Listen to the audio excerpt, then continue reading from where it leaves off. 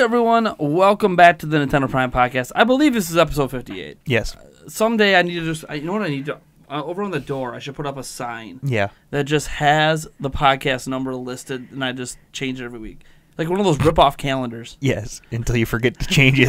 No, I'm going to leave that to you, so then I can blame you. Right. Just one more thing that I can blame you guys for. Yeah, right. This is also an interesting podcast for another reason, not just our special guest this week, which we'll get to in a moment. This is the first podcast we are doing from our brand new setup in our studio. Hopefully for you guys, the only thing you notice is Eric and I are just more cozy. How you doing? How you doing? Another thing that's cool about this debut of this new area that we're recording in is we have matching headphones for the first time in podcast history. Whoa. And they're blue. They are. So there's that. Anyways, as always, we are joined by Mr. Eric Moore over here. Hello. And Darrin, our other... I'm not going to call you co-host yet. You got to make every episode for that. I've been doing good.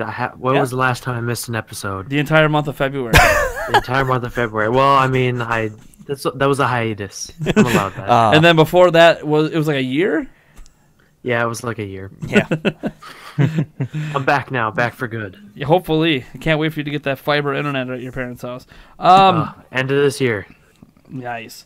And we are joined by, I'm probably going to butcher this because I heard him say earlier that no one ever gets it right. Uh-huh. And I wasn't listening to the way that Darrin pronounced it. Is it Nintendaan? Yeah, that's correct. Yes! Nice. Nailed it. Hey, get in. So we have Nintendaan on our channel. And actually, this is nice to end with him introducing, because our very first topic is actually going to just be talking about a little bit of whatever he's comfortable talking about what he does, because the thing is I honestly don't know what you do, and yet I've seen your name come up on so many different Nintendo websites over the years. It's crazy. You did like some YouTube videos. I remember getting some trailers and some stuff off your YouTube channel before. I've seen you pop up on like Go Nintendo and Game Explain and like all these places, and I'm like, I don't actually know what this guy does because he's everywhere. You got your hand in like all the big Nintendo pots. Basically, that's how I started, and that's how I end someday, I suppose. Yeah, crazy enough, because last week I've been doing this, like talking about Nintendo games for 12 years.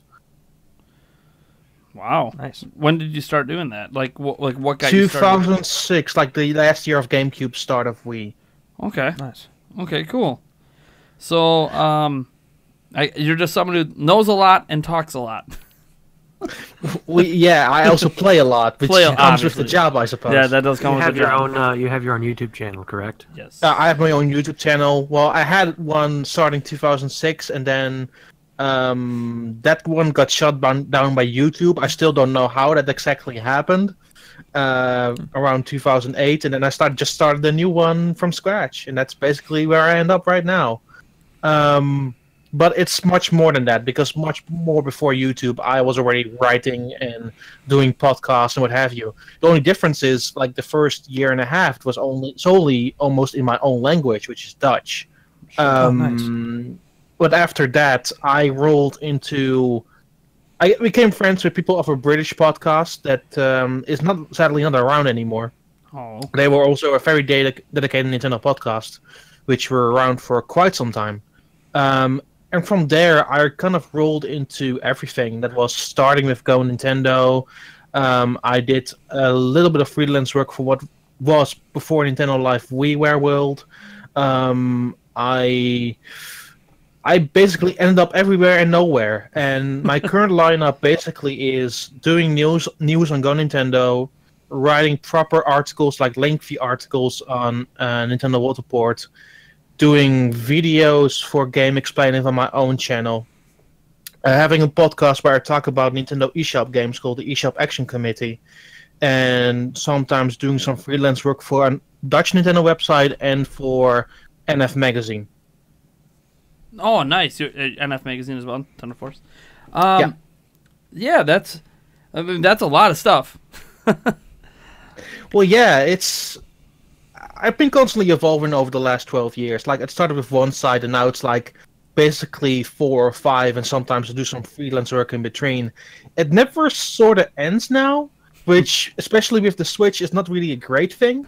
At the same time, I found myself constantly adjusting between GameCube to Wii to Wii U, and now to Wii U to Switch, and it has been going well so far, and I've been having a blast right now. Okay.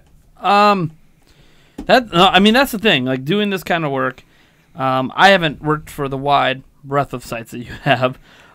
Sure. But my history is obviously, our audience knows, but I've ran Zelda Informer for 9 years, co-founded Gamnesia,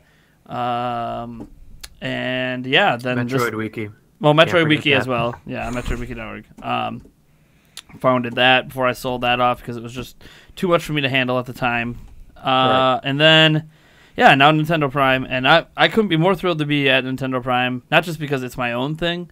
The last time that something was literally all me was, well, Metroid Wiki. Yeah.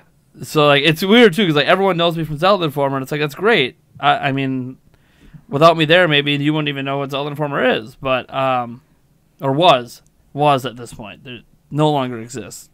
But Gotcha. I love, like, I am a huge Nintendo fan, obviously. Right. You probably know a lot more than me on the whole.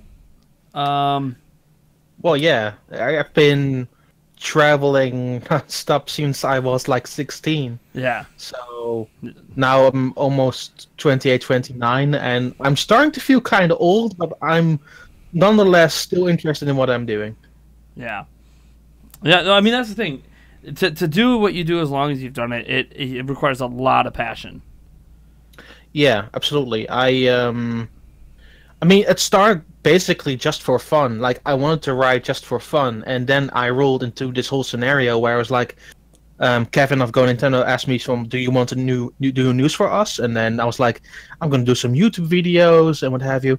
And I never stopped. I had never the intention to stop. And it sort of really continued that way into like a 12-year cycle now. Man. Intense. See, the whole reason, like, normally when we have guests on, I don't, like, have a whole topic that's about the guest. But I was just so, like, I'm like, man, who is this guy? I see him everywhere. Because I go to all these sites. I get my news from these sites. I follow, I mean, I think I even follow you on Twitter, and I have for a long time. And I'm just like, I don't really know who this guy is. He just pops up everywhere and seems to always know what he's talking about. It's awesome.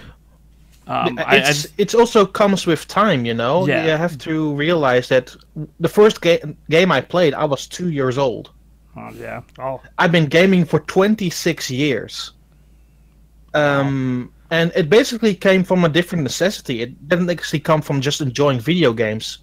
I was born with a health disparagement, which comes down to I had very little oxygen at birth, and my immune system as well as my motorics were not all that good. So my parents basically let me play video games to ensure that motorics were a bit more in grasp and that I could let them have my hands a little bit less shaky.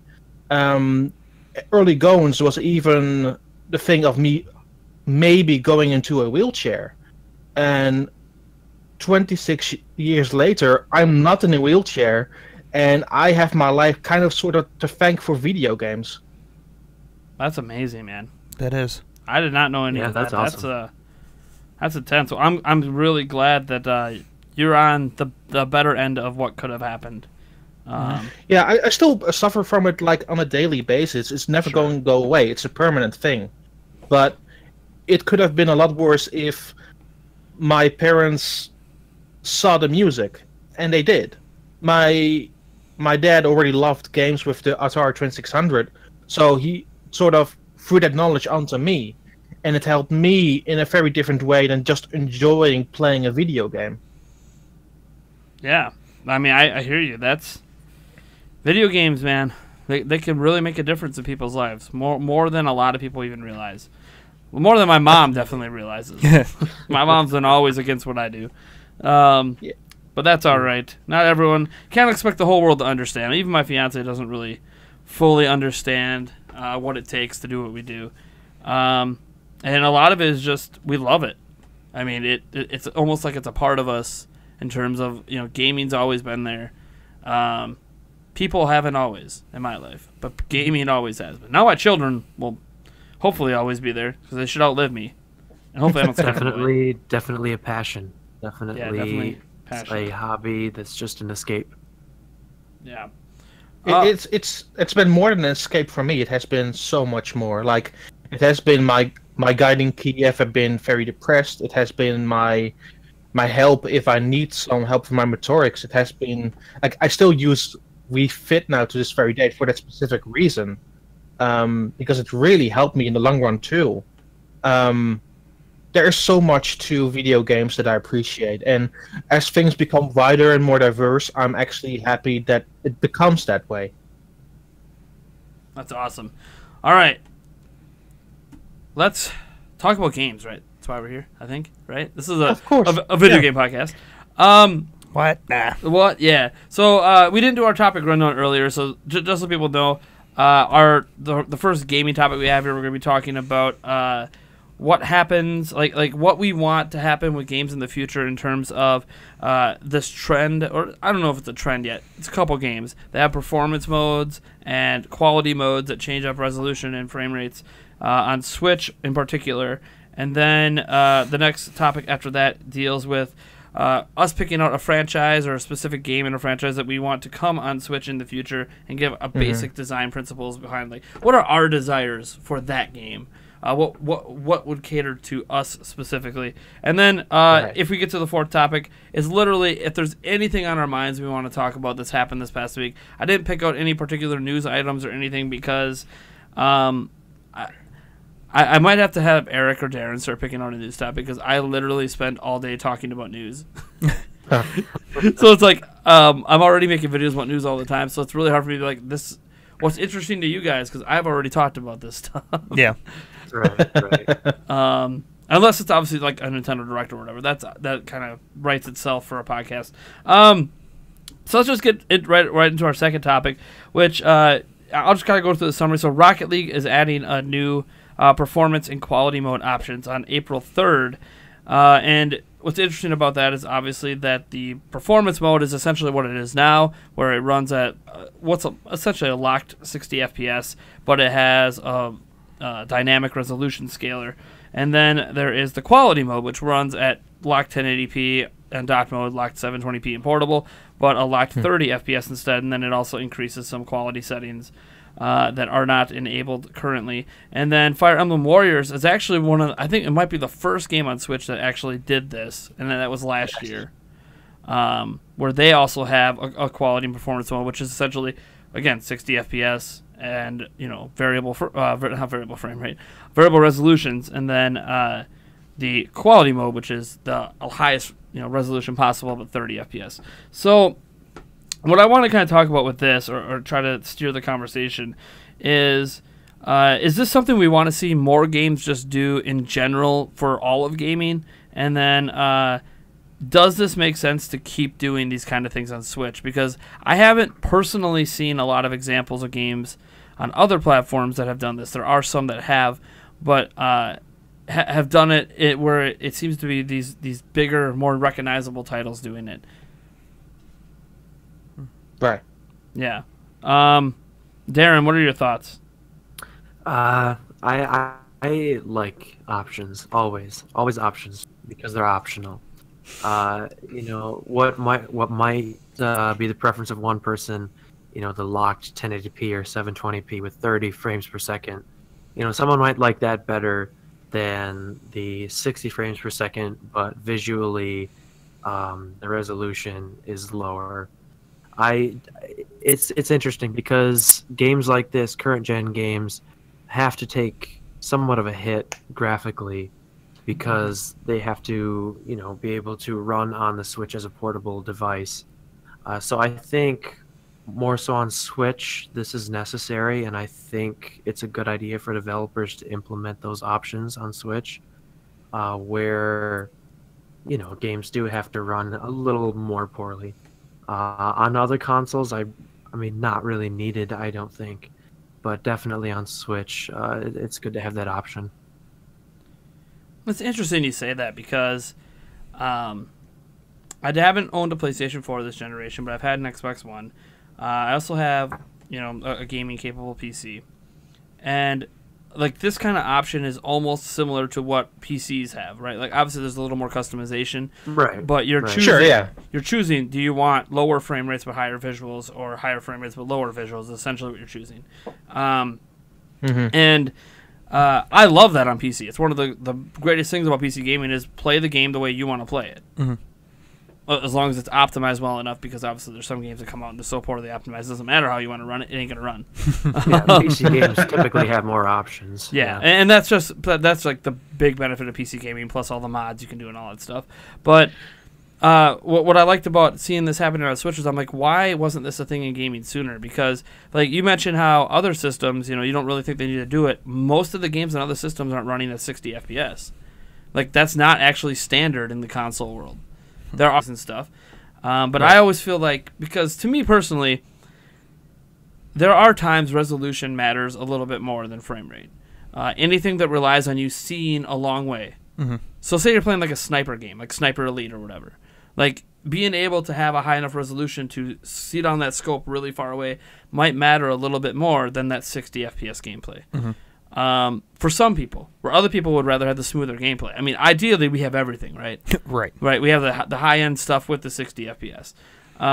That's the counter argument to that is not every single game needs customization options. Okay.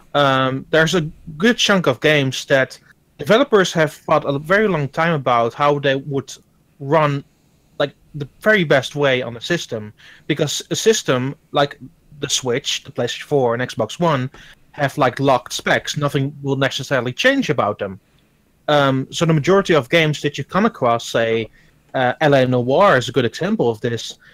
While I would have liked to maybe have some more options there, for the most part, regardless if I'm playing it in handheld or on a television, it just runs well. Sure. I mean, LA Noire is a really interesting case too, just because, like when I think about the other systems, right, and like they have their set specs, but still there's even some games, because I'm really noticing this a lot with the PlayStation 4 Pro and the Xbox One X, where the games will come out and be like, look, you can run it at 4K, whether it's variable, whatever, but 4K and 30 FPS, or you could drop it to 1440p and run it at 60 FPS. And I feel like it's one of those things that, like LA Noire is an example. I own it on PC. I played it at 60 FPS. It's amazing.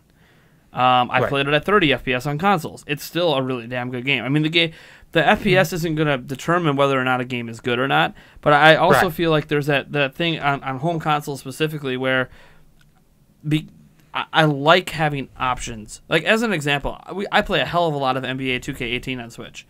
But, objectively, when I play it on other platforms, that 60 FPS gameplay is just that much better. And it's one of those things where I almost wish I had an option to maybe play the game at sub HD, especially when I'm portable, where I don't care if it's 720, what if if it's 520, 640, whatever, but I get 60 FPS, I'm willing to sacrifice that. But wait, hold on. Are you expecting 2K to actually provide you with options? No, because I have some good news for 2K, you. 2K, no. I mean, I'm saying I would like options. 2K is not going to give it to you. But I would just WWE 2K18, everybody. Here's what I don't understand with WWE 2K18 is they released NBA 2K18 and it wasn't nearly as broken as.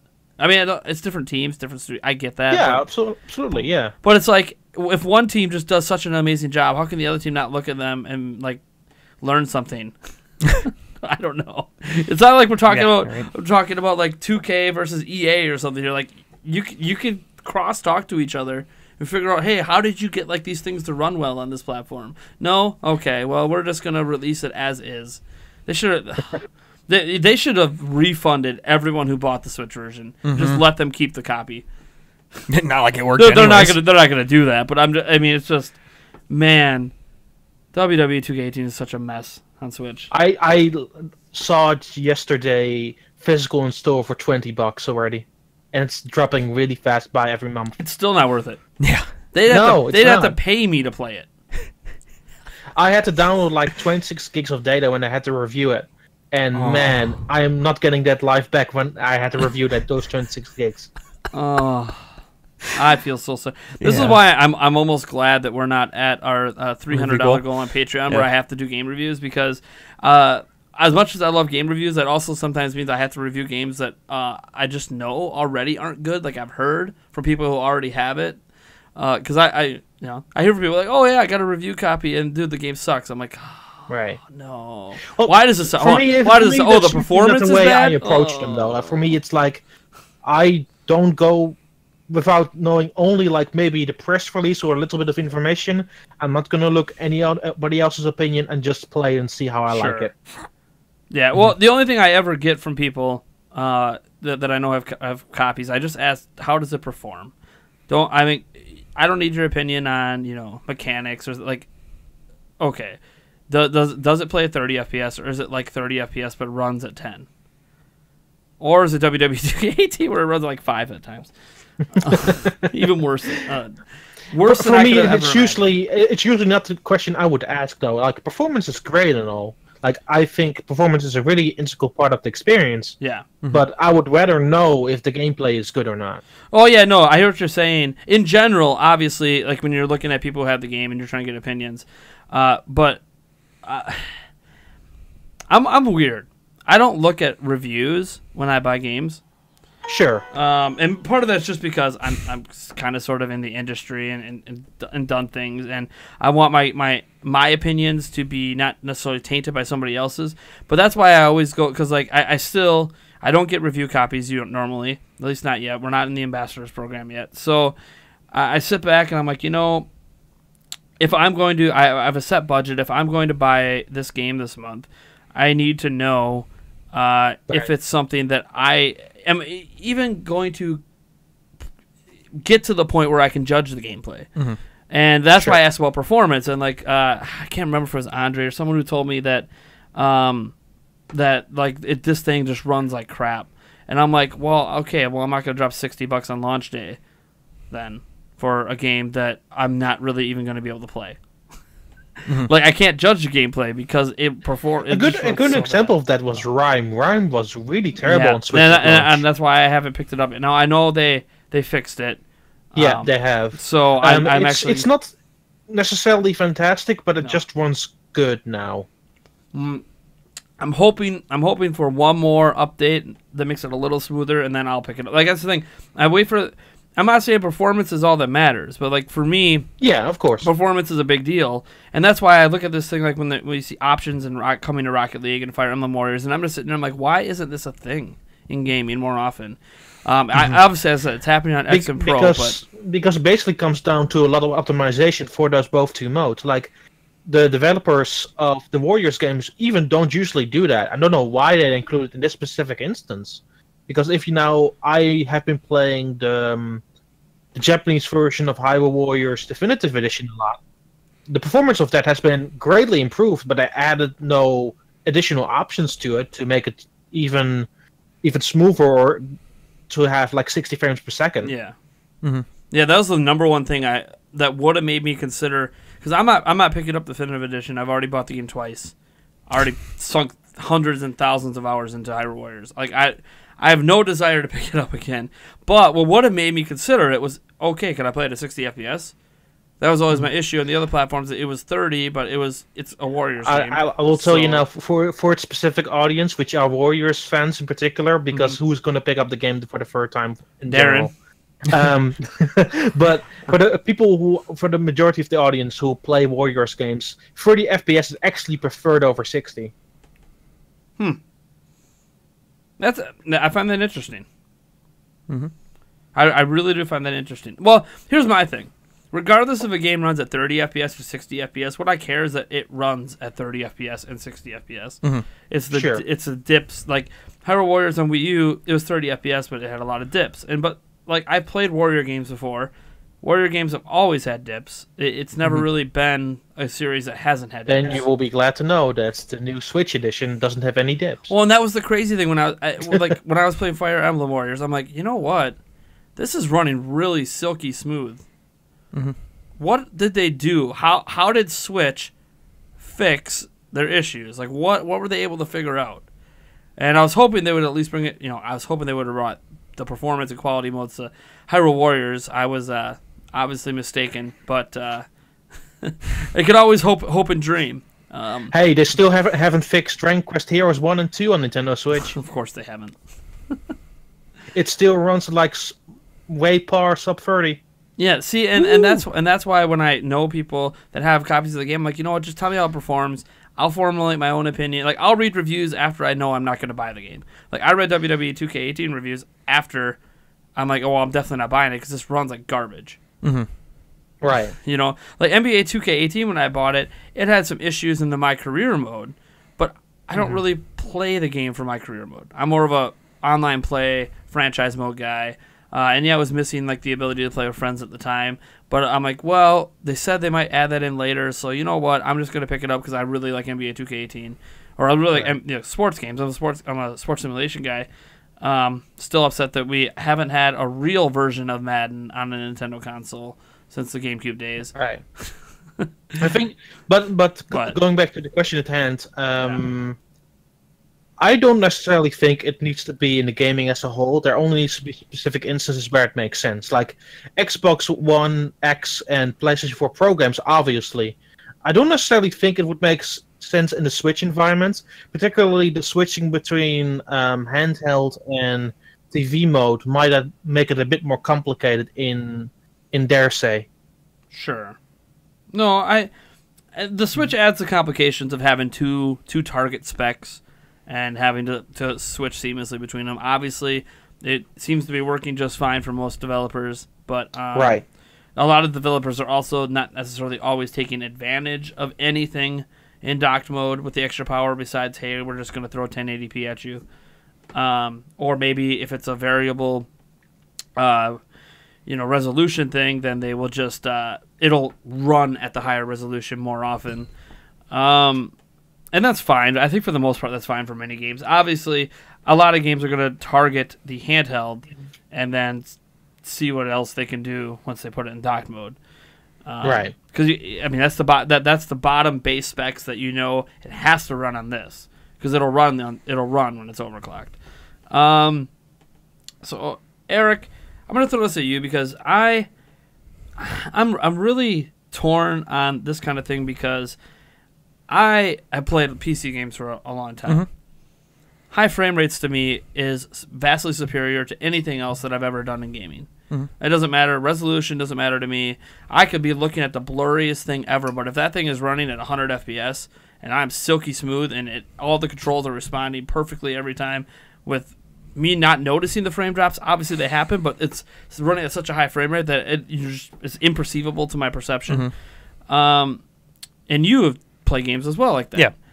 What are your thoughts on having like these 60 FPS and these 30 FPS modes in games, especially on Switch, which again obviously has more limitations than other platforms? Right. No, for sure.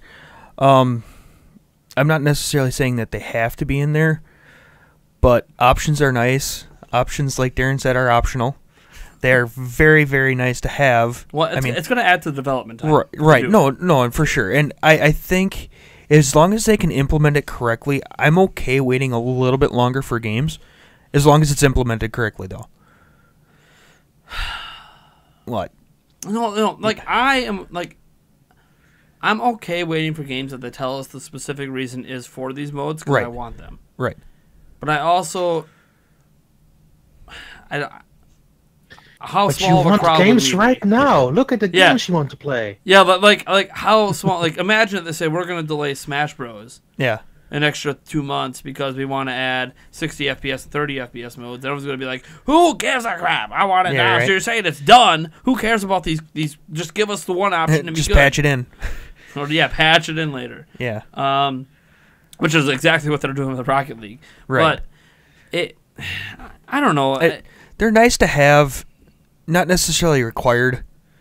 If they could do it properly, let's say Rocket League implements it and it runs perfectly, this might be a good way to go about it, where they just kind of patch it in and they release the game how it is, and then at least eventually down the road give you the option to have options. Well, like my thought process on this is that there's very few games that I don't want running at least 60 FPS because I grew up, way back in the day playing World of Warcraft at NES, like five frames per second. Forget about those days. But like playing NES and playing SNES and all this stuff, and like all the games ran at 60 FPS because that was the refresh rate of the TV. Yeah. So the consoles ran at that refresh rate. And every single game was 60 FPS. Not in Europe. You're stuck in European where we were all 50. Yeah, all 50. Yeah. Oh god, I feel so bad for Europeans. Especially today when they're trying to play those classic consoles. Oh man. But like I grew up with it, so like it was really jarring going from that to the PlayStation 1 and N64 era, where like most games aren't running at 60 FPS anymore. Most aren't even hitting 30, and that's just the way it's going to be because 3D gaming is more taxing. Can I ask a side question to that? Sure, sure. Do you think that the N64, PlayStation, we can include Saturn in there because it's part of that era? Sure. Do you think that era in general holds up any at all, or it's only to some degree? It's a good question. I think man, you know what? I don't. If we're just looking at this from the perspective of I'm someone with no experience playing the games, like I never played them. They grow up, don't have that nostalgia glasses on, and and I say I introduce my kids and say, hey kids, here's Super Mario 64. But they've played Odyssey. I'm pretty sure that they're going to want to go back and play Odyssey instead. No, I agree. I think that I bring this up because on a recent podcast, I made the very controversial statement that I believe that era of games don't really hold up anymore as most people think they did. Yeah. There are examples, of course, but you need to have at least had experience with the game to at least appreciate them. Sure. Well, I think a good thing that kind of proves that today is the reception of a game like Yooka-Laylee, which held a lot of the same. It was basically built with the exact same things that made Banjo-Kazooie so great back in the day. But to a lot of people today, that like, well, we've moved beyond that. We've made it better, and you're not really doing it better. You're retreading things from that era, which works for some people. It worked for me. I really enjoy Yooka-Laylee, but I also like that was a big part of my childhood was that era. So like it taking me back to that era is fine. But for and even my son kind of likes it, although he keeps getting stuck because again, like games have gotten to this point where he should be able to get past where he's at, but he can't. Yeah, because that's just not what games are like anymore. So. Yeah, because I remember reading a bunch of reviews of Yooka-Laylee and just people being like, yeah, it does a lot of good things, like the old Banjo-Kazooie games, but then it kept all the bad things that gaming has moved fast. And I'm like, okay. Well, yeah. You know what? I mean you can't necessarily disagree with that. Like, no, I can't. It's a take either way. Like, you're rose-tinted glasses of that era and still enjoy those type of games, or you don't. And there's no really a good in between there. Like I think that Yooka-Laylee tried to bridge the gap between the two. Yeah. But didn't really work out totally in the end. No, I feel like they should have just committed one way or the other. I think they should have too. But it's really hard, especially since games, like you said, are becoming so fast and different from what they were like, say, 10 years ago. Sure. And even like further beyond that. Like I think the period between the N64 GameCube was a really weird period, and I still think that GameCube games hold up better, but it still represents a really weird period, even by Nintendo standards. But looking back at it now, I have some fondness for some games, but others I could take it or leave it. Sure. I mean, and that's that's really true in general. I think there's a reason that I feel like a lot of SNES games hold up better today than the N64 and PlayStation 1 and even getting into the Dreamcast and GameCube eras and all that stuff, because there's just something about that era where everything was new, everything was exciting. There was, when games got it right, they got it right, and those are the games that everyone remembers. The GoldenEyes, the Perfect Darks, the Ocarina of Times, the Majora's Masks, and all that stuff, the Crashes of the world. But, and then you remember the ones that got it wrong, like Sonic. Um, but it. You remember it for one of the two extremes. Yeah, Either right. They got it right or they got it way wrong. wrong. And I still remember.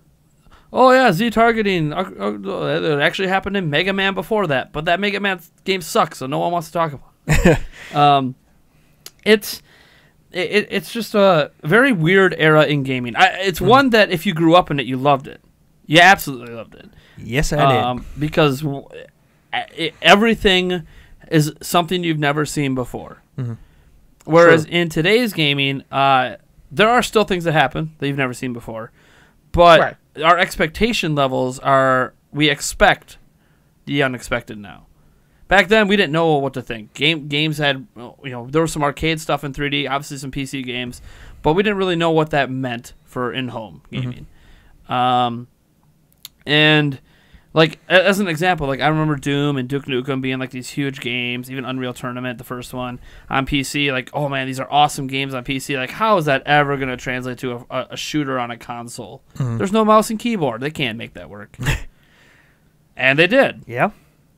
Games are GoldenEye. constantly evolving and becoming better. So Yeah. for every generation, you see stuff that wasn't previously possible before now being possible. I, for example, never expected to see Diablo 3 on a PlayStation 3 running as well as it did, Oh yeah, that can't believe that ran that well. or getting Portal 2 have a connection with Steam on a console. Right? Like, there's still surprises every generation, but it's still Or Sonic think games on a currently- Nintendo platform. Right? yeah. I think currently this generation Nintendo's the surprise. Yeah, I Like, feel like I Sony feel did. like- yeah. Yeah, I feel like Sony did what was expected of them. Yeah, I think that they listened to the criticism of the PlayStation 3 and did their console justice, even though I think that some of their part of their controller could have had more time in the oven. Yes. agree there. Xbox One is really trailing behind, and they have made some unfortunate missteps along the way, and they still sometimes do. I think that they're kind of getting a grasp of where they're standing and just accepting it. Yeah. But and especially with Game Pass Game now, Pass, yeah. I think they made a really strong move to just make an affordable console with just one sort of subscriber system. Yeah, they basically. I really like. Xbox is doing things really different, and I feel like they're doing it because they just feel like that's where they best fit. Like, one, they have the most powerful console, out there that you could buy. Okay, cool. Yeah.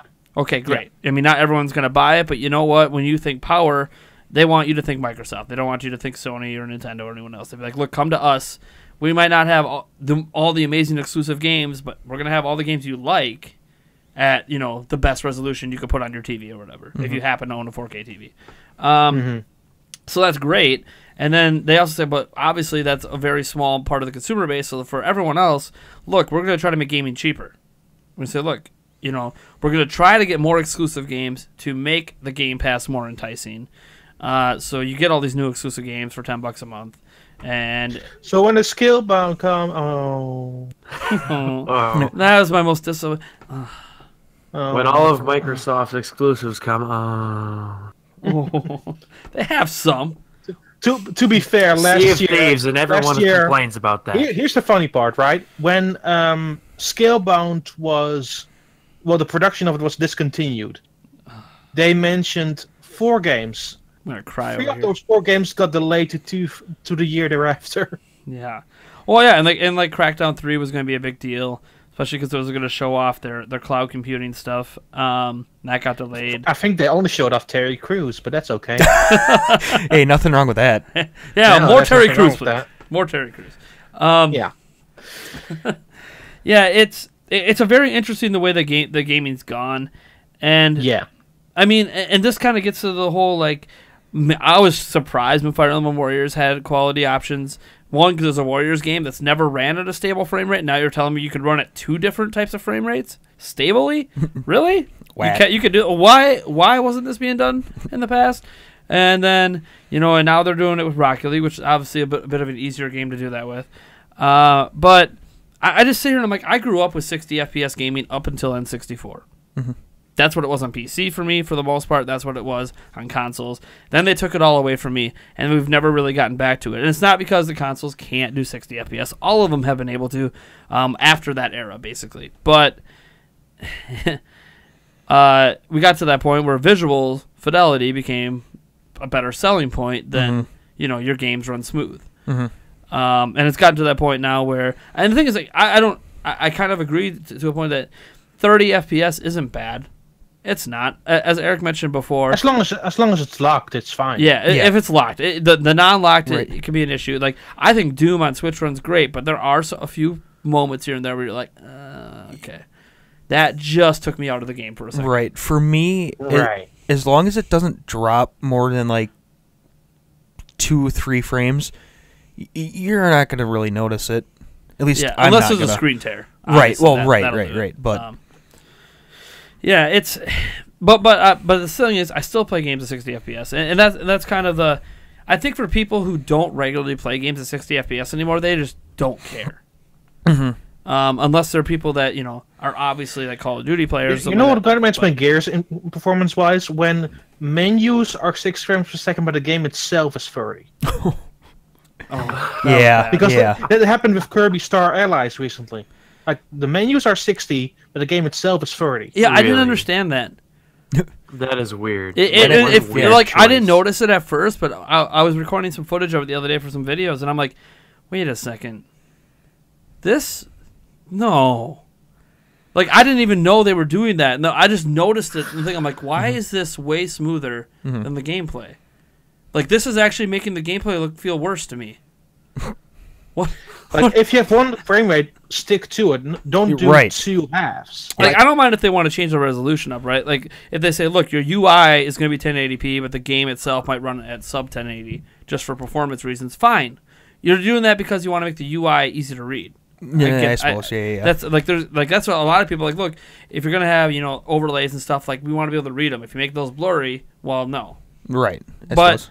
that's not a frame rate difference. You're having jarring frame rates within the. It's just. Yowzers. I wonder why those decisions are even made. Like, what benefit to the menu system does it matter if Well, it we is can't 60 make the game FPS? 60, but the menus are going to look amazing. We want people to boot it up and think it's 60 for a moment, and then they And play it. it's also it's a weird hell thing, because their previous 3 mainline Kirby games, which were Return to Dreamland and the 2 3DS games, all ran fully at 60. Yeah. Huh. Yeah. Well, and it's weird too, because like they make, at times they make 60 sound like it's a big deal, right? Like, obviously for games like Mario Kart, that matters. Smash Bros. Oh, of course, it yeah. can matter. Those are more twitchy stuff. You have to have that smoothness, or you're just gonna feel off a little bit. But like, even in like Odyssey, they're like, look, we want this game to run at 60, so we're gonna do whatever the hell it takes to make it run at 60. And I'm like, that's great. I'm glad that you are dedicated to doing that. But then, like, I jump from that, and then I jump back into Breath of the Wild, which, yes, is a little bit slower paced game. But I'm like, this does feel a little jarring. Jumping from that smooth 60 to 30 that isn't even rock solid 30 in Breath of the Wild. And I understand Breath of the Wild, different situation, Wii U game ported, blah, blah, blah. I understand that, like, it wasn't made for the ground up for the platform, so maybe the next Zelda game might be able to target 60, because they've done 60 in Zelda before, just for the top-down games. I look forward to T's 2 years down the line and then coming to the next system eventually. No, you mean coming out in 2020, and then delayed to 2021, and then delayed to 2022 for the new platform, and then, I can't make launch for that, so now we're delaying it again, and now it'll be there for the Switch 2 XL. Right. Right. I mean, I hope that's not the case. I really hope that they have a quicker follow-up. No, to sorry. Breath of It's Wild, the but- Switch 2 XL Plus. Oh. The new. The new New Nintendo Switch. Nintendo Yeah. Switch 2DS. You know what's funny? XL There was a Plus. brief. Yeah. I've mentioned this before. There was a brief moment in time when I ran a website called New Nintendo. Yeah. It was me branching off from Zelda Informer and like basically doing what Nintendo Prime is now, and literally like 3 months later they announced the new Nintendo 3DS, and I'm like, what? Did you? They stole it from you. Who took my name? They stole it from you. What are you doing? It was a terrible name when I made it. For the site. It's still a terrible name. Yeah. There should never be a name for a product. This is how we're going to confuse people. The new Nintendo 3DS. Oh, this is the new And Nintendo. the ultimate confusion is the new Nintendo 2DS XL. Yeah. The What thing a is, I weird actually think the name. new Nintendo 2DS XL is the best version of 3DS. I mean, true. At the same time, it's the worst name. It was a terrible name. It's the worst of them all. Terrible name. Well, And the thing is, I mean, obviously 3DS ended up selling well at the end of the day, and all the games did okay. But when my parents got my two oldest children 2DSs for Christmas, and they got them the standard 2DSs, and they were confused, and so were the store clerks, because you have the 2DS and the 2DS XL and the new Nintendo 2DS and all this stuff, all this stuff going on, and not all the games work on all the platforms. So I think it was Minecraft or something or whatever that my mom had gotten my daughter, and Minecraft only works on the new Nintendo 3DS. But then she's like, but she doesn't have a 3DS, and the guy at the store said it would work on the 2DS. Yeah, on the new Nintendo 2DS XL it will work. But this is really confusing because all the naming conventions are all messed up that the guy at the store doesn't know. He really doesn't know. He's guessing. well, no, Even though it says on the package only for new whatever, Right. it doesn't say new Nintendo 2DS. well, and Nintendo's naming convention is just terrible because they ran into that same situation with the Wii and the Wii U. Yeah. There was a The lot Wii of and the Wii U was another another bad, bad transition. a lot of people going out and going, oh, this will work for this, right? It's just No. a peripheral. Yeah, it's just a peripheral. Well, and part of that was a really bad marketing. Putting the tablet at the front and center of all the boxes and everything and all the ads, it's like, okay, so that little box in the back that looks like a Wii, just looks like a Wii on the side. And, the Wii U, so all these games that say Wii U on it just need that tablet thing, right? Man. Should have just made a Wii HD in 2010. Anyways. Pipe dreams of my past. Pipe dreams of my past. That never happened. I guess there was a brief moment in time I agreed with Michael Pachter. That Technically, if they combined the two chips in the Wii together, it would have been technically plausible to do that. but they didn't, and that's what sucks. No, they kept the two chips separately, but if they combined like the chip of the GameCube, I don't remember exactly what it was called, the Broadway chip with the chip of the Wii, then together they could have done something similar in that vein, but they never did that, which is really weird. Yeah, and it is, and for those who are wondering why I even mentioned it, I made a video last year, my alternative history one, where I'm like, what would have happened if instead of the Wii U being what it was just Wii HD in 2010? Then instead of 2 years of saying that HD development was hard, we would have had it for 4 years. Yeah, you would have had it for what would have almost been a full cycle alongside the other HD twins, and yet all that time to upgrade your games and repackage them as HD and blah blah. Like I don't know. It just to me would have been, especially at that time when 2009 heading into 2010 is when Wii momentum really slowed down game wise, and it's like you really, like that's when it was perfect timing to hit a refresh, and just too little, too late. And lots of other issues with the Wii U. I still remain that even if they did that, instead of 2 years saying that HD development is hard, we've heard it for 4 years. Sure. Because remember, at the beginning of the Wii U life cycle, they said, oh, there aren't too many games because HD development is hard. Oh, that was to date, that is still one of the weirdest things Nintendo's ever said. It's like, yeah, everyone figured that out like 10 years ago. Except for you guys, because you didn't go to HD.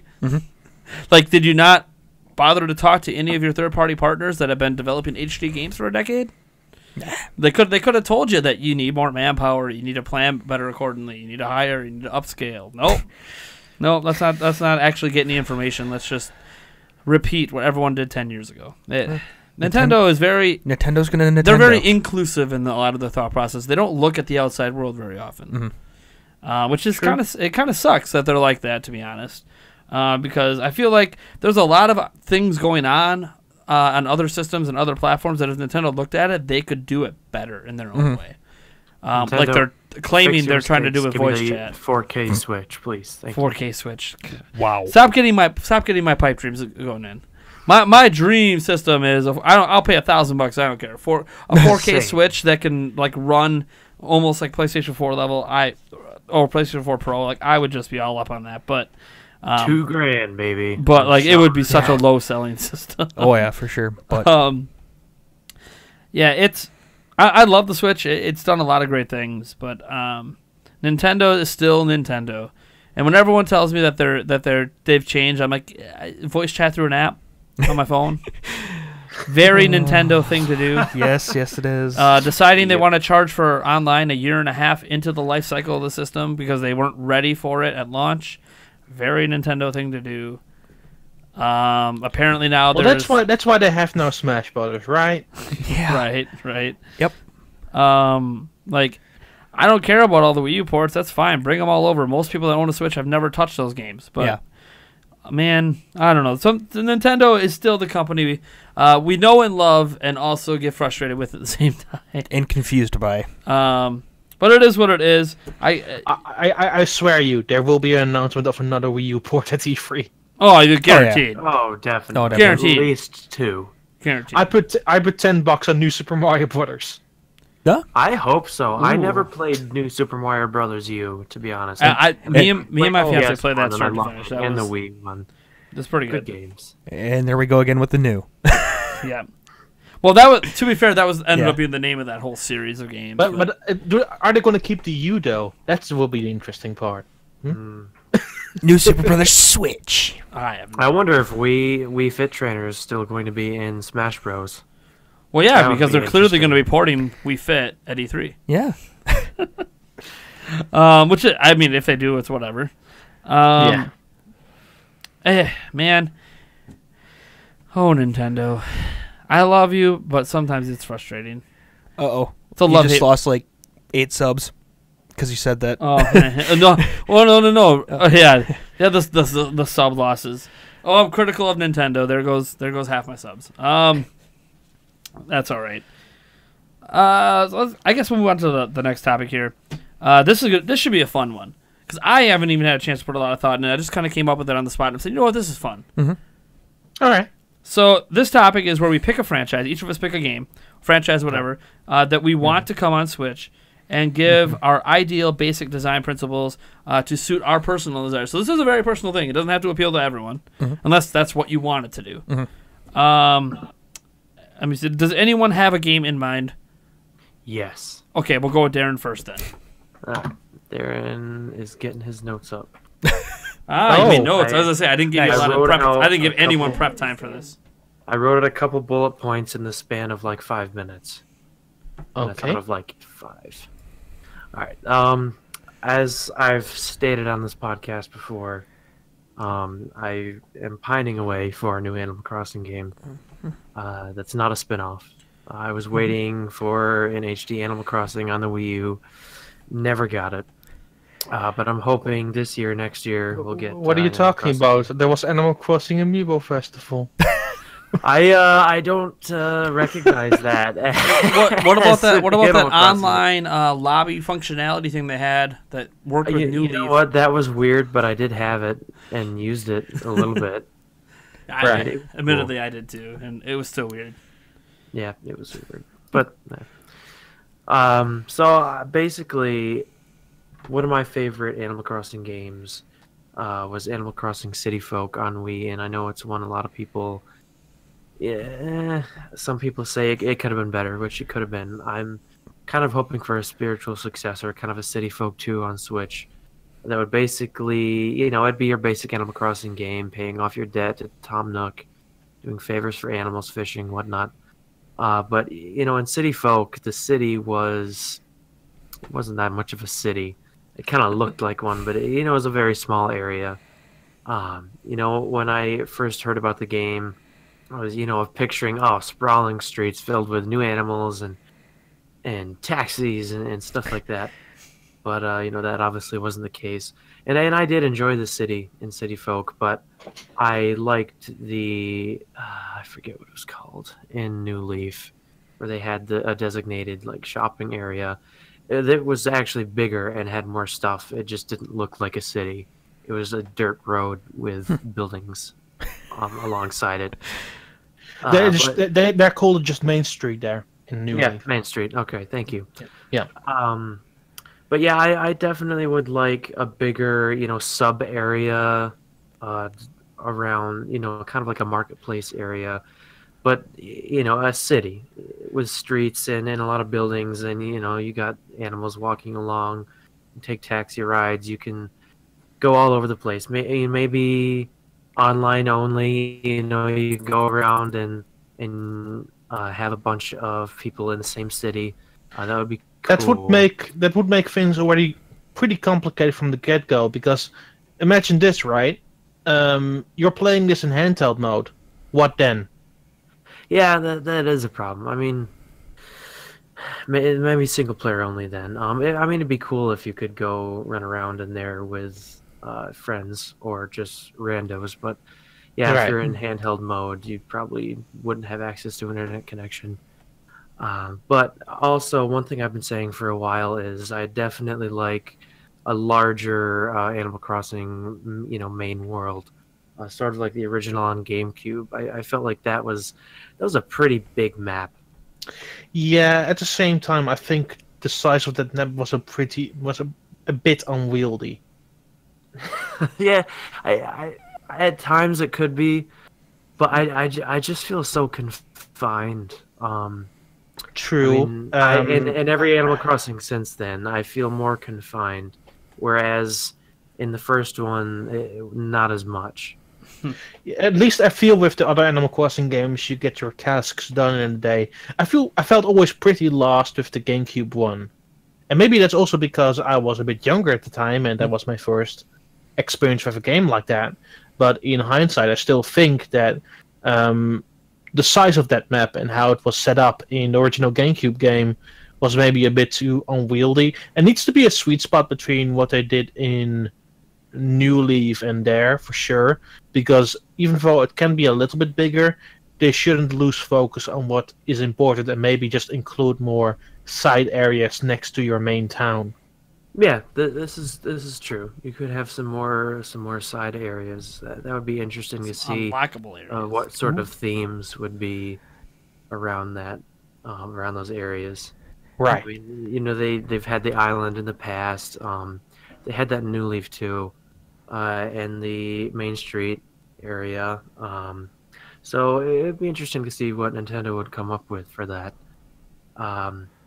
And another thing, I really don't know if I even want this now, because voice chat is so messed up on Switch with the app. But it'd be cool to have voice chat in Animal Crossing, just because having to type out on that keyboard with a cursor just is not my thing. And I know Switch has a touchscreen, but still. Nintendo Switch Online app. You can also connect a USB keyboard. Yeah, I could. Did you guys also see that there is a keyboard which you can attach two Joy-Cons to? Really? Oh, I didn't Yeah. know. It's Well- really weird, but it exists. All right, then you know what? Hey Blizzard, I want World of Warcraft on Switch quick. There you go. I got my keyboard. That's all I need. And another thing, definitely if the next Animal Crossing on Switch has a larger world, I think it would be cool to have personal vehicles, not like a car or anything like that, because I think that would kind of destroy the small town atmosphere. Everyone's just walking around, but maybe a bicycle, something like Rollerblades. that. Just a little faster But than hey, if running. you want a sequel to City Folk, and City Folk's biggest problem was the case of the disappearing grass, so that would make for a whole new experience of disappearing grass. This is true. City Folk, a lot of grass disappeared. Yeah. That was a problem. I don't see a problem here at all. But this time you'll do a motorcycle to destroy all of the grass in your town. Yeah, ride a Harley through your Animal Crossing town. Just pour it in the master cycle and call it. Yeah, right. Mow down flowers and crash into buildings. Oh boy. Yeah. And I know this probably won't happen, but I would enjoy... maybe not as like your first playthrough, but this would unlock like after you've played a certain amount of days in the game or something. Sure. But I would like a map builder or an editor, something like that, terrain editor, just to see what kind of towns people would come up with. I feel like for my first playthrough, I'd like, a procedurally generated town or, a specific layout that's been designed beforehand. But it would be cool, to go back and make another town, but make it to my specifications. I feel like that would add a new layer to the game where, going back and having a second playthrough after basically doing everything you wanted to do in your first town, make it worthwhile. Yeah. Don't worry, it'll be behind a $40 paywall. DLC, yeah. Yeah. Oh, jeez. Eric, is there a game that you have in mind for Switch, and what do you want it to do? Oh, gosh. Well, I could go with the two obvious ones of Banjo-Kazooie and or Conkers. But I'm not. The Pipe Dreams. The Pipe Dreams, yes. I am actually really wanting XCOM. Okay. I absolutely love XCOM, and to be able to play it wherever I go would just be absolutely fantastic. We already got... Okay, but you like XCOM with rabbits and Mario in it. Yeah. I love Mario plus Rabbids Kingdom Battle. All right. There you go. Yeah. I do not. The thing is he's like, I love it. I've been saying this all along. Mario plus Rabbids Kingdom Battle is the best Switch exclusive so far. Oh, Nate, what did you say right now? I don't even know how to surprise you, Darrin. I've mentioned this on the podcast like 4 times. You're joking. Okay. Well, I guess Breath of the Wild technically is not an exclusive. Breath of the Wild is not exclusive, and I like it more than Odyssey. I like it more than Fire Emblem Warriors. I like it more than Splatoon 2. I love Odyssey, so yeah. I love Odyssey prime, too. Nate. Odyssey to me is either the second or third best Mario game, in my opinion. But Mario plus Rabbids Kingdom Battle, I just love the type of podcast. Nate cannot do it anymore. he just broke. We're kicking you off your own podcast. Just honestly, which two Mario games are above there? What? Which two Mario games are above Odyssey? Galaxy 2 right now. And okay, I totally disagree with Galaxy 2, but go on. That's okay. And this is my iffy one because I keep bouncing back and forth, and I have to go back and play it a little bit. Is Super Mario World. Okay. Oof, good Mario game. Good. So that one holds my number 2 spot, but it's really tepid because I'm not really completely done with Odyssey yet. So I don't have my full. I just know that Odyssey is for sure top 3. It's topped everything else. I could prefer get to number 2, Galaxy maybe number much 1 more than Galaxy 2. Okay. Galaxy 1 is much more magical, and I think that the green stars can go die in a fire. I had a feeling you were going to say that when you. Okay. Oh, yeah. Yeah, my top 3 Mario games are basically World on Wii U. I had such great couch co-op experiences with that game that just ranks so high on, my most enjoyable times playing games overall. It has to be up there. It's just such a well-designed game. The visuals are amazing. The music is amazing. It's not a 3D Mario in the sense of Odyssey, Sunshine, and whatnot, but it's not, fully top down either. Sure. Right. Like in A Link Between Worlds. So I just enjoyed that game so much. And then my second and third, probably a tie between Odyssey and the original Galaxy. My favorite Mario game, Super Mario Bros. 3. No, that's my that's favorite my 4th spot. of the NES awesome. Marios. Yeah. Mario 3D. Then it's Super Mario Odyssey. Then it's Super Mario 3D Land. Okay. 3D Land, like good. on 3DS. Yes. 3DS. Really? Yeah. Really? Yeah. Okay. Because guess what my favorite Mario game is? Mario 3. Guess what the levels are based on in 3D Land? Mario 3. There you go. Makes There you sense. There's some cool references to other franchises in that one too. There are. Yeah, there's a Zelda reference in there. That's it. That was pretty cool. For sure. Yeah. Really. I think it's one of those games. Really, Land and World are those games that don't really get mentioned much anymore today. Like I still hear some people mention. I think Land is a better game than World 2. I think that once again the sequel curse comes into Mario play here. Sure. I think that 3D Land felt more focused than 3D World. Yeah.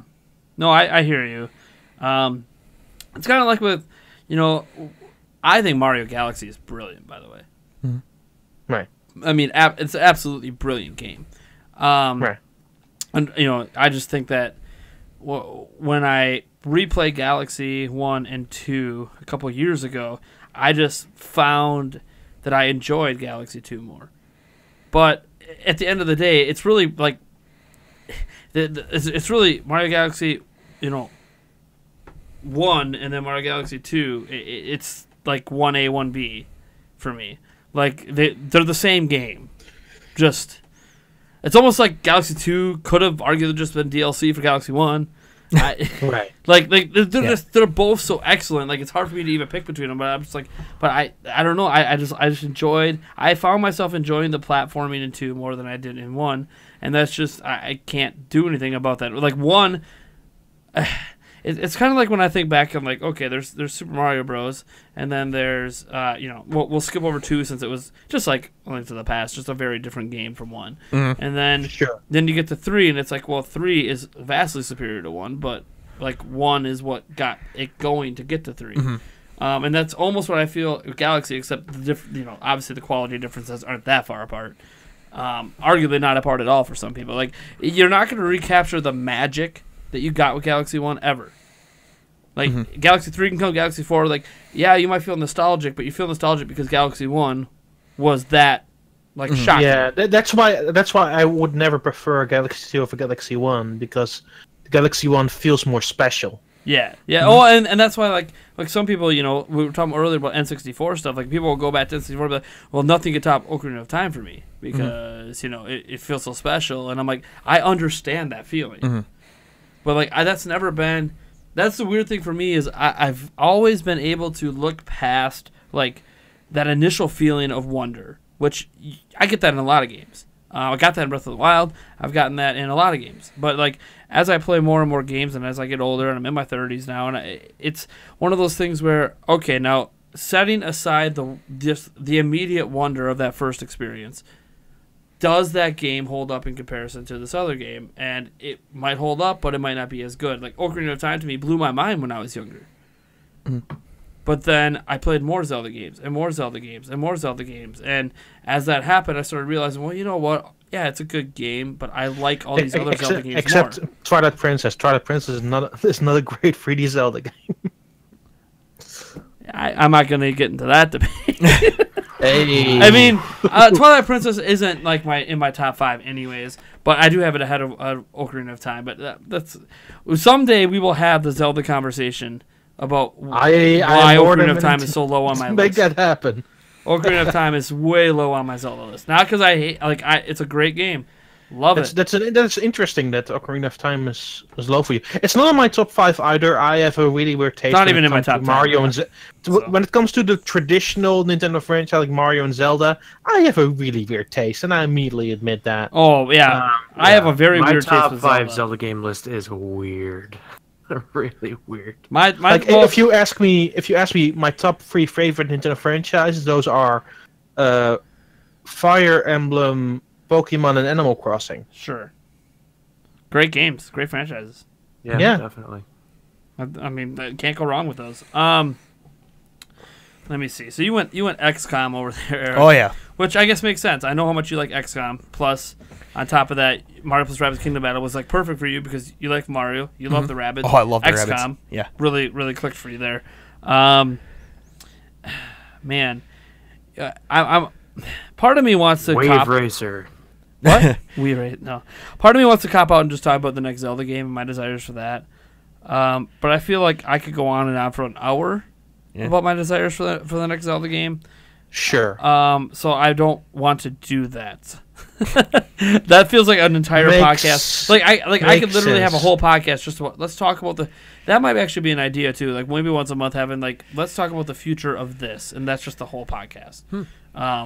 That's actually something I've been meaning to do for a while because I had the Zelda Inquiries podcast for a while, but I'm like, but that's just Zelda. What if I want to have let's talk about the future of Mario? Let's talk about the future. Right. Let's pick one IP and make the whole podcast, and then try to get guests that absolutely love those IPs because we know some that love Pokemon, they love Smash, love Animal Crossing. We did have a Smash cast and blah blah blah. We did have a Smash cast, yes.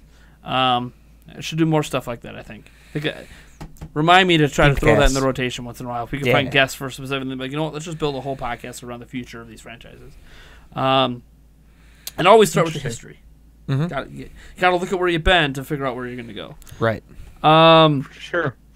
So another part of me wants to say Madden, just because I'm going to keep begging Yeah. for Madden, because Right. I've been wanting a Madden on a Nintendo platform that isn't like a watered down port or some new fangled Wii Play idea forever. And we still haven't got it. I thought we were going to get it on Wii U, and then no, it was just the prior year's version reskinned, which a lot of people argue that's what it is every year, but actually that sucked because that was the year they switched to the physics-based engine, and here you have a non-physics-based game going up against the physics-based engine on other platforms that the Wii U is powerful enough to do. They just didn't do it.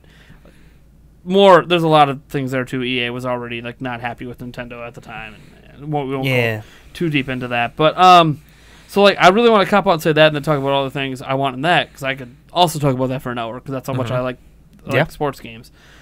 I think instead I'm going to go with one that I don't have a lot of demands for.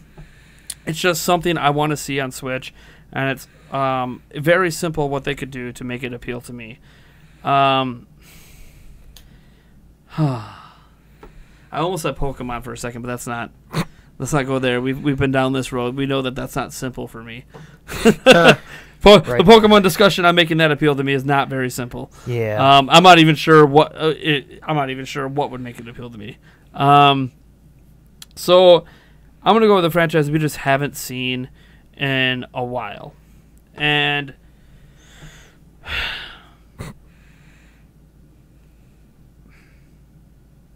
this is how simple it is. I just want to see Mother 3 on Switch.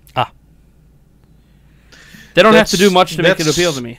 That's interesting because there are some complicated stuff in there. There's very complicated stuff in there. Like, if anyone, I won't dive too deep into it. Maybe Nintendaan can mention a few things, but just do some research. When a lot of people say they don't understand why it's never come here, you gotta.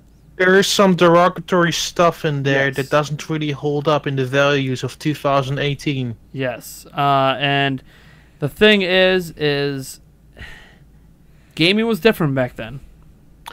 Absolutely, yeah. I will fully admit that the landscape and how games were built were very different than they are now, but that doesn't mean that some context of the stuff we live in a world really where holds up. Nintendo can't even let a woman show some thigh in Fire Emblem.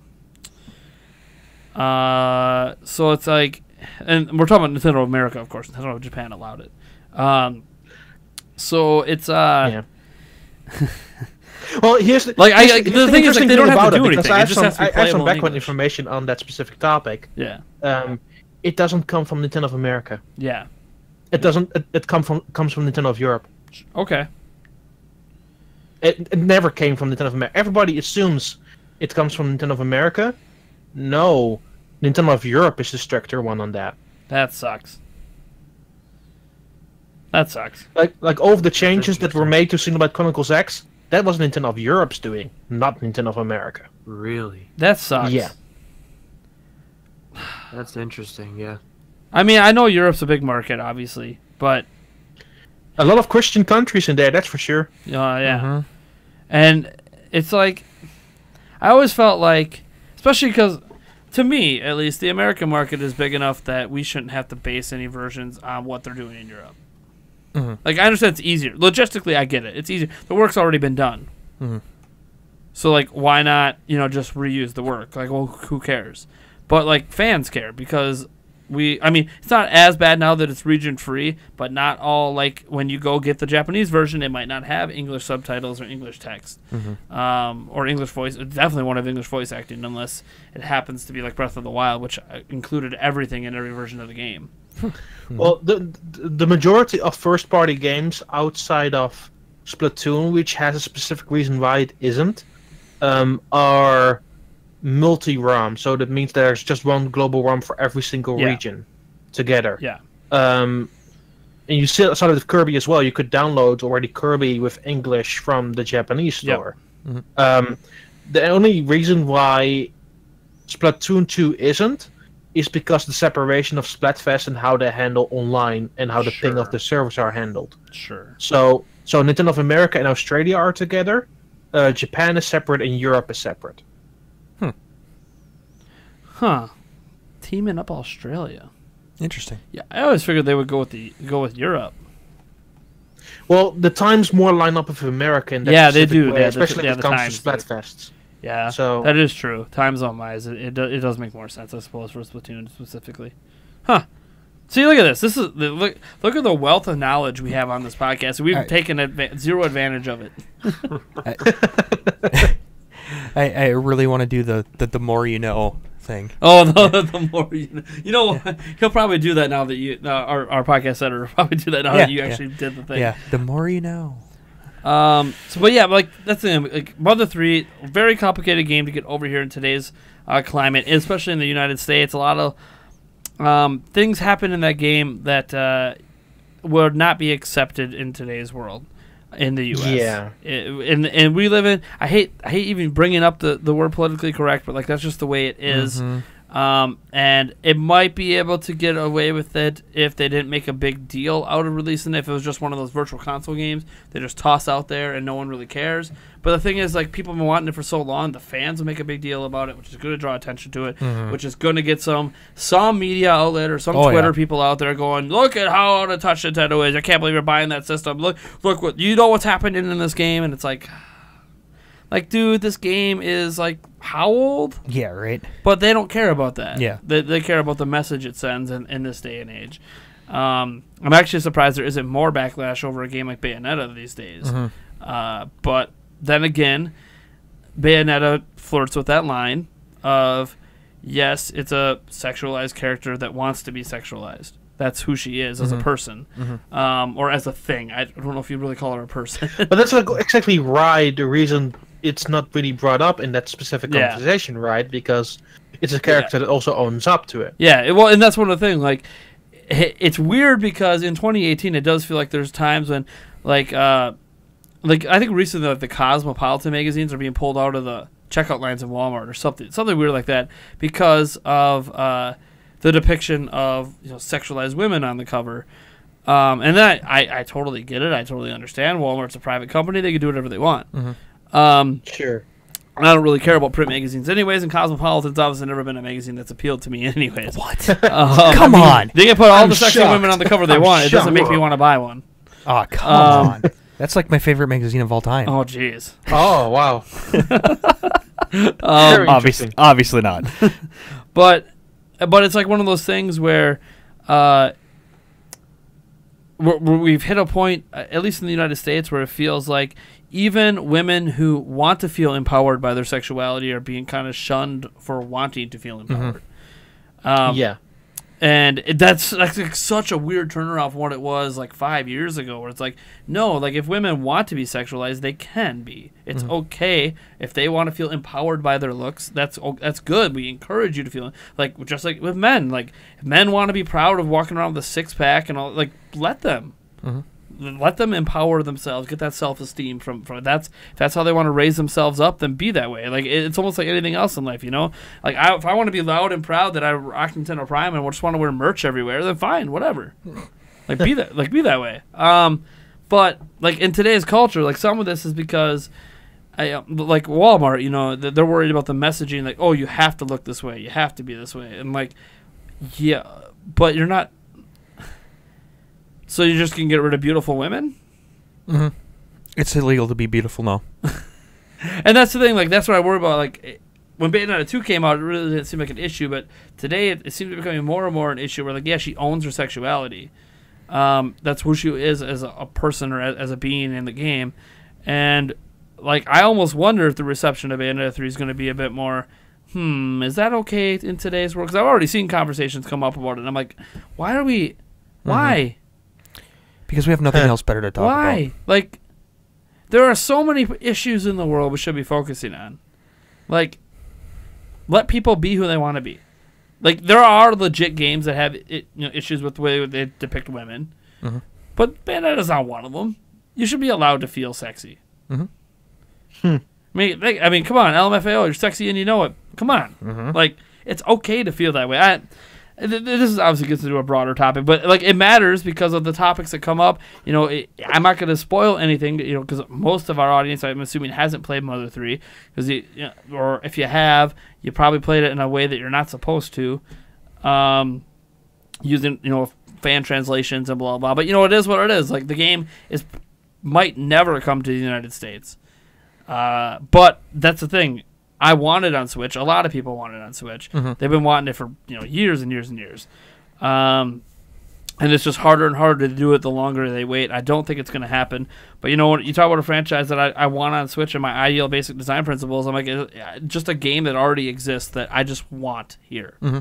I want that trilogy completed and be able to play it here in the United States without me having to go through back channels or doing like dumb things to have to enjoy it.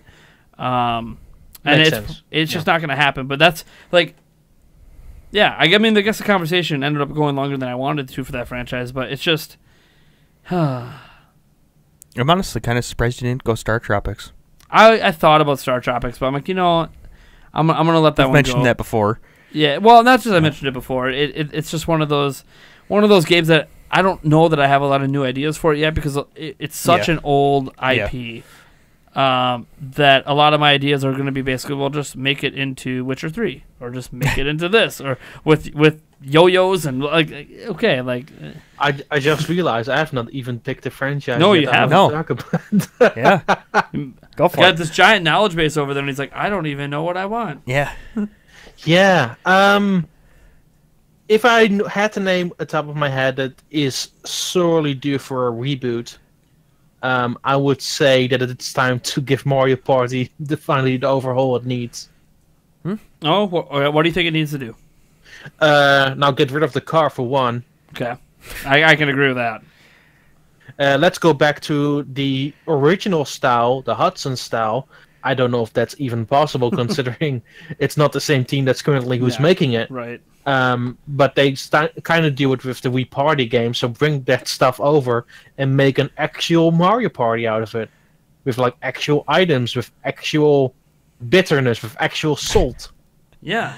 Collecting actual stars for competitive 20 spirit. turns, mini games, and hate to one another.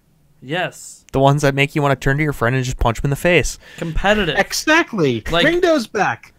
That's the Mario Party, like, just savage. It was savage playing that back in the day. Yeah. Yeah, Like, man. like, I would say that 2, 3, and 6 are like the best party games. Like 6 was the best one on GameCube. 2, 3 were just really good in what they offered. And I just want to bring over that stuff from the first 6 games to like maybe to a big package if you're not going to make anything new, or do something like that's really interesting or new with it. But at least bring that style back because those games were pretty fire. What, Mario Party Top 100 didn't do it for I was you? going to just say that. No, those were just the mini games. I would want more than that. I want the actual. I mean, it solid had feeling it had a co-op. map and a board game. Not really. I mean, not the ones I want. not the good ones. And I like mean- even though they included the mini It games, just, like, it just built on the stuff of the previous 3DS game, which was actually the most enjoyable Mario Party game in recent memory. sure. Star Wars was actually really fun, but that mode that was also in the top 100 had 3 maps, and in the top 100 only had 1 map, so they actually went a step backwards in that sense too. Mhm. Oh man, yeah, I hear you. Well, and do we even know how they chose the mini games to be in there? They rolled a die and see what worked. That was kind of what Yeah. I was wondering. I kept saying, I'm like, yeah, there's some good ones, but like you're missing a lot of other good ones, and it's like it's okay, personal opinions. You but- know, I wish they would have opened it up to like a fan vote. You get to pick so many from each game, sure. and the fans get to vote on it, and the top vote getters for each game. I kind of did it with Smash characters for a little bit, Yeah. where they had the Smash polls. That would have been very interesting. Got the fans more involved. Right. Not that they would have helped the sales at all, but you never know. Hey, you never know. Yeah, well, the other game I was going to mention was originally like Mario Golf and Mario Oh, yeah. Tennis, but like we're But getting Ace a Mario is coming Tennis out. game. Mario Tennis. Wouldn't surprise me if Golf's coming. Mario Golf on 3DS was pretty good. I think they just need to carry on the same way they did that. Yeah, it actually wasn't that bad on 3DS. But like when I think about those games, I always think back to the RPG days, and like that's what I want. That's not what we're gonna get with Aces. I know it's not what we're gonna get with Aces, even though it's being made by the same company. To be fair, do you really want a new RPG from Camelot? Because their last RPG, Golden Sun on 3DS on DS wasn't very good. Yeah, well, I'm of belief that making some bad games doesn't mean every game you make is going to be bad. Yeah, just look at their other game, one called Mario Tennis Ultra Smash. Sure, but I also look at it as it I depends think on Aces is the apology for Ultra Smash. Sure, probably Ultra Smash is terrible. Yeah. Should never even exist. Maybe as like a demo. A downloadable demo. Like we're sorry. game. Here is a story mode. You wanted that, right? Here are all the characters you wanted. You wanted those, right? Here are actually new costumes. And Here's a basic game that we outfits. actually spent more than a week making. That's a little unfair to game development, but Yeah, right, it's right. what it felt like. I'm man. pretty sure they just made it in 4 months. I'm pretty sure Yeah. about that, honestly. Here's But- a game Because that we if just you did- look, like I don't want to do an in-depth breakdown of everything that's wrong with Ultra Smash, but all of the renders that are in the menu all came from old Mario games. Sure they did. Yeah. Yep. I was gonna say, here's a game that we didn't just take old assets and reuse them. We took old renders and made it a Yeah. whole new thing. Oh, jeez. Woohoo! But I mean, that's the thing. Like, it all depends on what direction, right? Like when I'm like, oh, I want a new Mario Golf and Mario Tennis in like the style of the old RPG ones. Well, that's because that would be under the assumption the company would look to those old ones to kind of make them anew again. With updated stuff, and then whether or not Camelot could do that anymore, nobody knows. Just No one knows port if it they have then. even a desire to ever do that. But then I kept thinking, well, we are already getting Mario Tennis Aces. It is going to have single player mode. It's not what I want per se, but it doesn't look bad. I will give it a shot. I'm excited for the game. It actually has multiplayer options. And we got Golf Story, and True. like Golf Story is everything I wanted Mario Golf to be. So I mean, obviously, I'd rather I'd like to have a 3D style one. It really won't surprise me if there's another Mario Golf coming along. Well, with maybe not. Aces coming out. Yeah, I mean, especially if made by Camelot, it would be Right. spaced out. But still, it's like Golf Story now. Like, I'm sorry if they are making another Mario Golf. Like, Golf Story just set the bar. Like, and that bar is insanely high, especially if for you're trying sure, to do yeah. anything in the 3D space. Now, 'cause look at all this amazing stuff they did in the top-down perspective. Now you got to make a 3D version that can match that and use Mario. And like, I don't even like that's intense, man. Golf Story is like a legit RPG, like legit. God, it's so good. And it's just made by 2 people. I know, right? Isn't that insane? That game is so good. It's like they knew what they like took what everyone loved about that old Mario Golf game. Like, look, we're gonna do that, and we're gonna do it 10 times better. And we're just because we just love it that much, and that's what they need. They need a passionate team to pull this off if they're ever gonna do a one. Like that's if they just do another Aces kind of thing, where like, yeah, we're gonna give you a single player to it, but it's just kind of it looks more level based and stage based, and doesn't have the RPG feel to it. It's gonna be like, well, no. Yeah. No. Right. Like, Golf Story's better, and that sucks because it's a top-down game made by 2 people. Which is Which is fantastic. amazing. Yeah. No, the reveal at the end of that game is crazy. Anyways, I don't want to get too big a spoiler Yeah. than that. I don't think Eric's finished it yet. No, I haven't And yet. I technically haven't finished it yet, but I couldn't help myself. Yeah. I couldn't help myself. I had to watch a video on the ending because I'm like, this is just... I'm just amazed. Like, 2 people and like, the country the game is made in, and some of the difficulties there is just in trying to make games there. And Where was it made? Hey, you mean Australia? Oh, yeah. yeah. That's not really difficult to make. Oh, games in. you do some research into the cost. What is it? I mean, it surely has to do with cost, but it's not difficult to make games in the country like that. Well, no. Yeah, I don't mean like you can't get a game studio there, like blah blah. Like no, but in terms of a team of 2 people making a game in Australia is very, very, very, very expensive because of all of the taxes put behind companies that try to make games in Australia. Because the government doesn't like video games. So they want to make as much money as possible off of people who try to make games in Australia. And unless you're a company like Tantalus or whatever, who gets funded by outside companies to port games and make games, it's very hard. And obviously, we don't know any of the backroom deals that they have with Golf Story. It's Switch exclusive. How much money was maybe tossed away from Nintendo to allow it to happen? How much wasn't? How much did they have done before they even approached Nintendo? Well, it was originally supposed to be a Wii U game. Yeah. Yep. I know that. Yep. And it was pretty early in development back then, so basically the whole development was done during the transition from Wii U to Switch. Yep. So that's the thing. Like, I'm not talking about my respect for them in terms of like, oh my god, like this isn't like the studio behind the Witcher series. If you watch that No Clip documentary on them, like they went through some massive struggles to do anything in their country. To become a serious, legit developer in that country when that just wasn't a thing that happened in that country. Sure. So it's not like the same struggle that they went through, but it's still like a struggle because a lot of indie studios don't make it in Australia. It just doesn't happen. They get one game out and then they're like done. They get shut down because they just don't make enough money. Right. Or they end up having to leave the country if they want to keep doing what they're doing because it's just.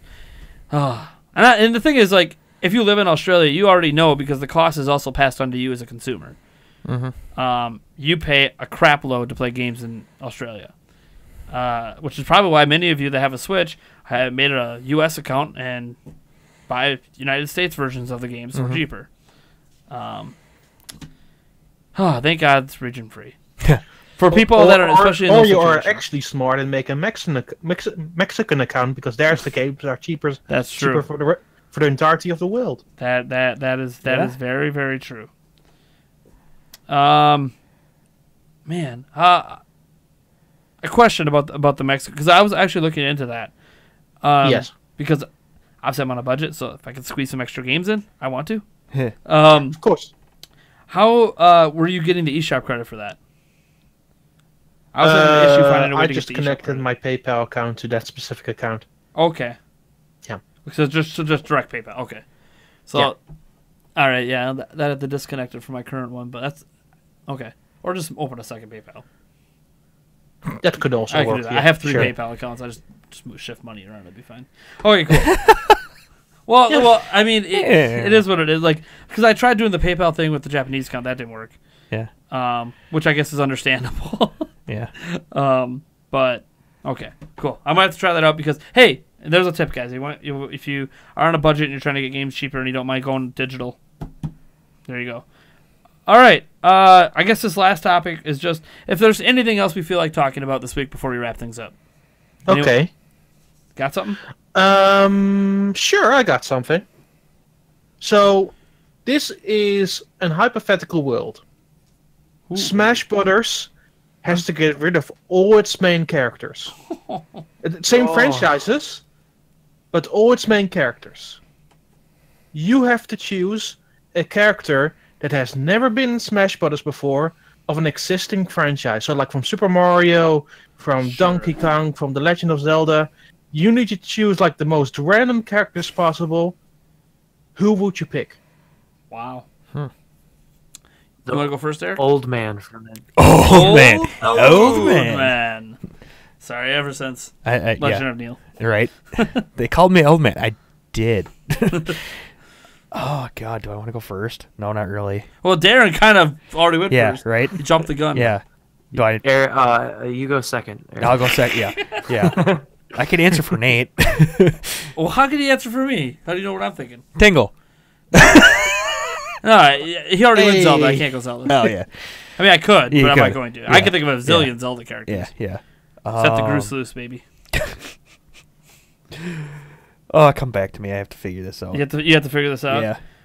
By the way, you can also just go wild and do anything you like that has anything related to Nintendo. It's a celebration. Nope. Yeah. Let's go wild. I got it.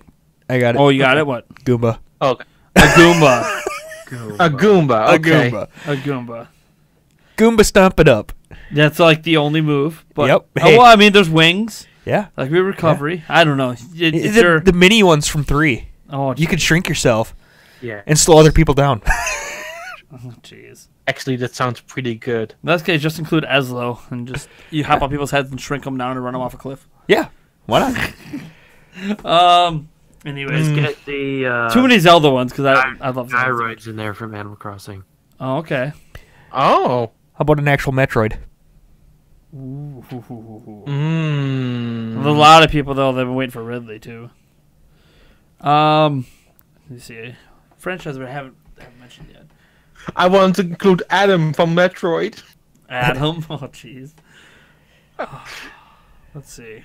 No. I mean, it's easy. Like I was gonna just say like some Pokemon. Like it's so easy to go Pokemon. Just It is. Pick a Pokemon you like that's Yeah. never been in the game. Right. Exactly. Halucha. How about that one? Ooh. Bless you. Wow. Halucha is the Pokemon I want. Yeah. Has Wobbuffet been in a Smash Bros. Game?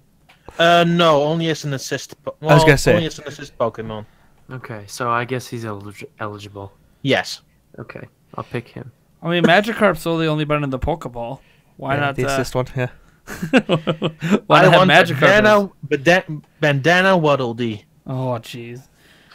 Yes. Christmas hat Pikachu. KK Slider. Yes, Okay. I would love that. I That would would be great. legitimately love that. I want the viruses of Dr. Mario. The viruses of Dr. Mario. I want all of. I already know what the reaction is going to be. To this. Oh boy. I Oh, want God. all of the rabid Mario characters from Mario plus Rabbids Kingdom Battle. Nice. There you go. I'm okay with that. I know you're okay with that, but no one else is going to be. Yeah. No, I'm okay with that. You're okay with that? All right. Well, I mean, Yeah, okay. and the thing is, they do bring in third-party stuff, and this is like third-party crossover, and they do work closely with Ubisoft. So Yeah. they've never actually Why not? included Western. I stuff, want the but- Toy-Con stick figure. Oh, how about the Nintendo Labo piano? Yeah. No, the I want Nintendo Labo guy. I want the Nintendo 3DS Sound Parakeet. Oh, nice. That's a good one. There you go. Let's get Blinky in there from Pac-Man.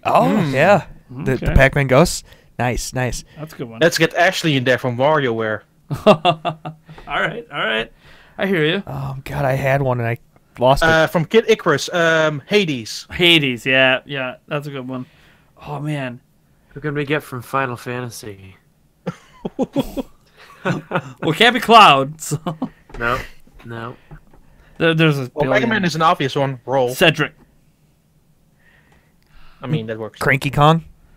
Cranky Kong, any of the Kongs. Yeah, any of the Kongs. that hasn't been in Smash. Noctis, I guess. What about Stanley? Oh god, Oh, that's what it was. Stanley. Paperboy. Paperboy. Oh, that would be amazing. That would be sweet.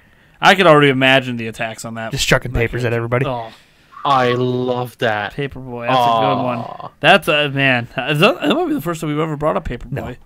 I've brought up Paperboy When? a couple of times.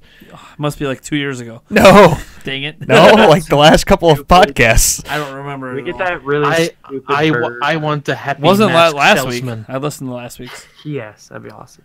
Okay. We get that stupid bird from the Ice Climbers in there. Oh god. The one that like steals the fruit or whatever it is in the bonus stage. The balloon trip guy. Yes. Yes. Yeah. Well, technically, that's an attack of the Animal Crossing But villagers. it should be its Yeah. own thing. Come on. Sure. Okay. Fair enough. But I'm saying the happy mask salesman. Ooh, mysterious. Hmm. At that point, you might as well just throw Skull Kid with Majora's Mask in there. James True. Bond. James Bond. Why not? 007 up in there. Yeah. If they can have Snake, they can have 007. Let's put Slippy Toad in there. Okay. Any can have Star Snake, Fox you can have, character. Ooh. beyond Get Fox quiet. Get quiet in there.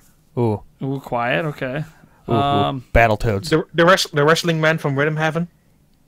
Oh, the Battletoads. Battletoads. Oh man, it's good. You know what? The Wrecking Crew brothers. A in big there. part of my chat. I might as well just throw in all of the Teenage Mutant Ninja Turtles. Oh yeah. All 4. Definitely. Duh. They were video games, sure. Throw in Steve from Back in the Minecraft. day, those beat 'em up versions were awesome. Yeah. Steve from what? Minecraft. The There you go. Minecraft Steve. I want Farfel for Mario and Luigi. Yes. Ooh, Oh. that's good. Yeah. That's good. Yeah. Man. I know it's not technically video game, but it's video game related. I know I've brought it up before. Wreck-It Ralph Oh, jeez. and Fix It Felix. Oh, jeez. Hey, why not? Oh, jeez. You're gonna wreck it. Technically, Wreck It. they've been putting video games now, so Yeah. I want King Hippo. King Hippo. Hippo. Yes. King Hippo. Wow. We get like the really ripped Contra dude in there. Yes. Oh, Contra dude. Yes. Just ripped. God. There's one thing I'm thinking about. We just could go on forever. This is Oh fun. yeah, this is a lot of fun This actually. is great. Why didn't we do this in Smashcast? Oh, because we were too busy with people arguing with me about the GameCube. Well, controller, that's very so- true. Because I made it silly. Well, that is very, very true as well. That is very true. That would have. Yeah. Okay. Well, that's okay. I always said there's probably going to be a second Smashcast eventually once we get some more Smash news. Yeah.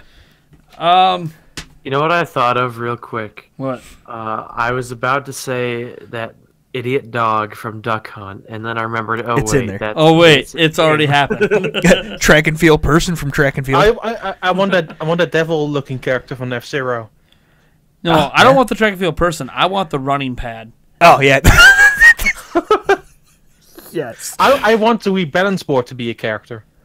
The Wii balance Wii board. balance board. There you go. No, it does. Oh. It's Is that an it's item? already an animated character. It's in the Wii animated. Fit. Yeah. Yeah. It Why is the heck animated. not? Yeah. How about anybody from Hogan's Alley?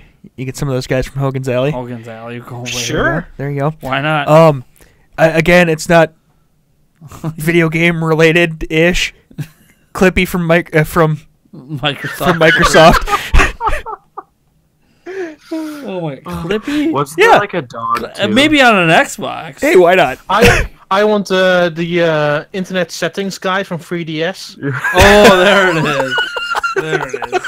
Can we There get it is. that T-Rex in there from the Google Chrome offline? Yes. No, the T-Rex from Mario Odyssey works there. Oh yeah, there you go. Yeah, sure.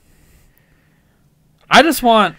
I don't know which version of it they do. Just the spinning wheel loading sign. Oh god, That has to be a character. the spinning wheel of death. Yeah, exactly. Is it going to load this time? No. Or this download has failed, or you have been disconnected. Yeah. Make I that- want the eShop shopping bag from the 3DS and from 3DS and Wii U. Yes, there we go. Float over people and drop the little gems. You know what? I just want Yeah. an A button. Just a giant A button. Just a big A from button. from the from the GameCube controller. Just a big A button. I wanted two moving eyes from the Wii logo. Oh my god. Yes. What is happening right now? I don't know, but it's fantastic. Oh my god. Okay, we can go on and on with these for hours, I think, Yeah. at this point. This is pure entertainment. This Oh, it is, this is, is it good is. stuff. Is there any other topics people want to talk about now? Or did we just No, completely derail everything? I think we derailed everything. I do have a question. yeah. For Oh, okay. Don. Okay. I wanted to ask if you remember because I didn't. I had to go back and look it up. But Fair before enough. tonight, I was like, haven't I been on a podcast with Don before? I feel like I remember it. And the answer is yes. Yeah. You were on the old Zelda Informer podcast when Nate was the host, but Nate took a leave of absence that week. And Wow. recorded. It was 2016, September 2016. See, we And- could have met years ago. Yeah. Yeah, the headline was, "Does Breath of the Wild mark the end of linear Zelda games?" Oh, yeah, I remember listening to that one. That's crazy. Yeah. So there's a little throwback for you. Wow. So look at that. I was a host, and even then, Yeah. didn't matter. I don't. I'm trying to remember why I had to leave an absence that week because I didn't miss very many of those ones back then. Yeah. I can't remember. Maybe there was something with my kids being sick or something. I don't know. Happens. It happens. I haven't missed any Nintendo Prime one yet. Mhm. That's because the only time that I would have missed one, we skipped the whole week. Yeah. Right. I left also an obvious one out of our crazy Smash characters discussion. jeez. Here it is. the rabbit from Nintendo Batch Arcade. Oh, Nice. Dun, dun, dun, dun. yes. Still have that music stuck in my head every once in a while. I am exactly the same. I mean, it makes no sense, but might as well just throw Mike Tyson in there. Oh, yeah. From Mike Yeah, Tyson. sure, yeah. Nice. Why the heck not? We throw out King Hippo. Yeah, I mean, King Higgins. Why not? I'm just sorry. Whenever I see Mike Tyson appear in like any sort of TV role at this point, I just laugh. As long as one of his moves isn't biting an ear off. Oh, jeez. No, that's clearly Good his lord. Oh, that's his ultimate final smash. Yeah, His final smash. Bites your ear off. got it. Are you sure he's not going to stick his pet tiger on you? I want the 7 stars from Paper Mario in there. Oh my god. Can we get the actual 1,000-year door? The in door. Look at Bowser's intestinal tract as a character. Jesus. You know what? Oh. It has to be. Since we're going so out there, we need the OG Rainbow Road as a character. Oh yeah. No, we need Stage. we need Sebastian too, the guy from Wii Music in there. Ah. Yes. No, you know what? We don't need that. What we need is the guy who did the fake drumming at the E3 presentation. Rapping drums. We need Steel Diver from Steel Diver. It's Steel Diver from Cookie Yeah. Mama. Yeah. Oh man. It's Sakurai himself. Just keep Sakurai going, himself. Ari. Oh, God. He just I need the appears and girl from wins. Cruising. Oh, you know what? I mean, you mentioned Sakurai. I want a playable Reggie Fils-Aimé, but every time you hit an attack button, doesn't matter what it is, he just pops out one of the memes. My body is ready. What's wrong with you? Oh, just keep it going. God. Oh man. Starts tapping his watch. yeah. Just in the No, that's his idle animation. yeah.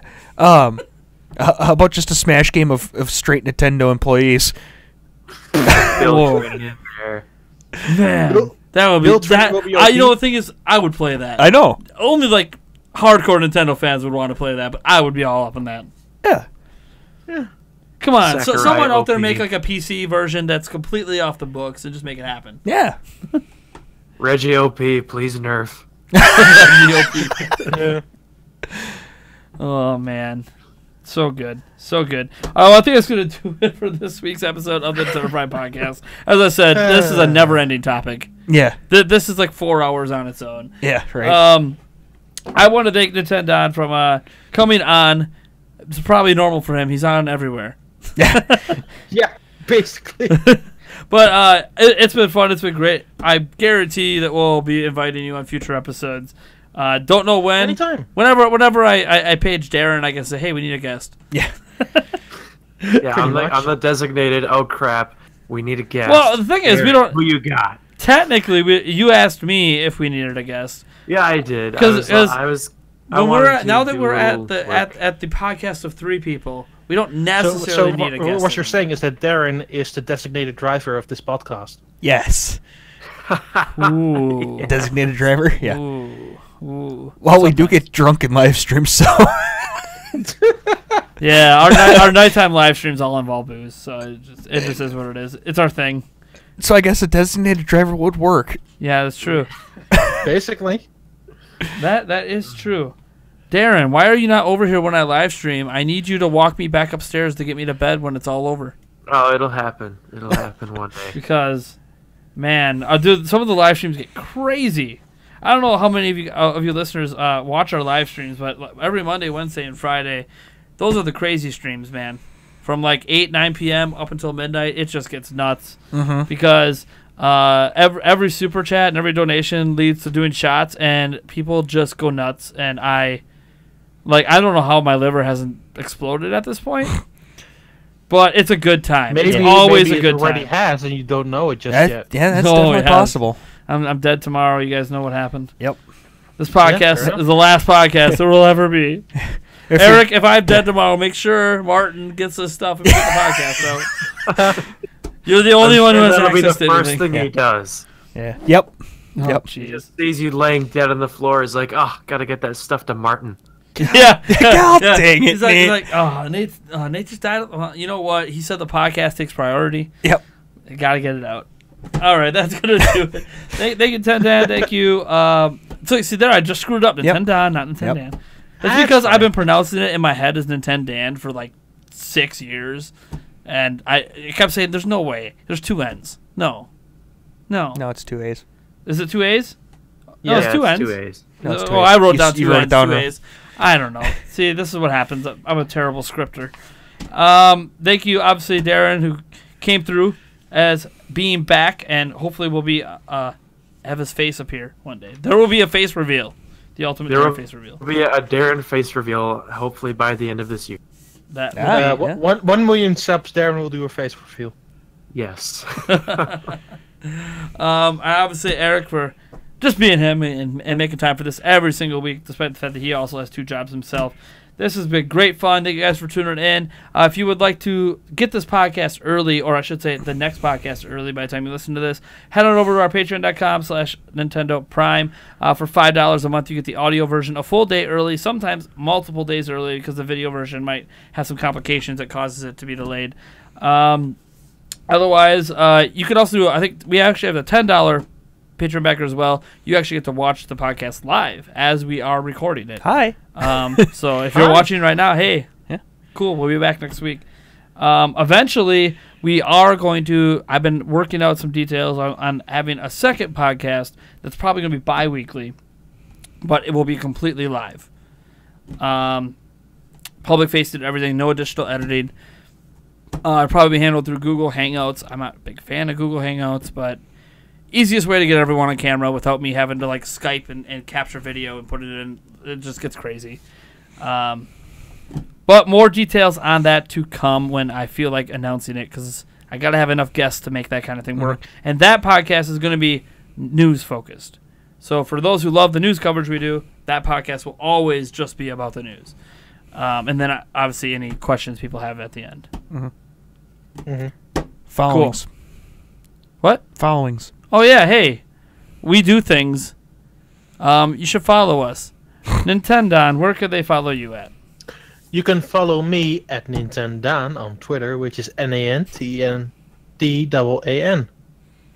You go to any random Nintendo fan website, and there you go. Yeah, that's the meme. That's Basically. the meme now. But you can find the stuff that I actually do, like links to that, on my Twitter page. So Yeah. don't worry about that. Don't worry about the places he works at. Just go to Twitter. Usually, my Twitter page is the hub of everything I do. I don't tweet as much, but hey, you can find links to everything I do. Yeah, right that there, is true. so. That's the thing. Like our Twitter at Ninty Prime, we everything we do is there. Like I always say, like, oh, like, subscribe, hit that bell icon. But like even on YouTube, that doesn't guarantee crap anymore. Well, especially after the reveals of the YouTube the last couple of weeks. So Yeah, it's like just yeah, go that just go to gives you a social higher media. chance. Social media is the place to go, really. Yeah, it just gives you a higher chance. And I'd say, oh, go follow us on Facebook, but Facebook has the exact same issue. So Right. compounding YouTube and Facebook's issue together makes it doubly worse to follow us on Facebook to get this stuff. We do post everything on Facebook, but Twitter right now is so far the only way you can guarantee that it'll at least appear in your feed.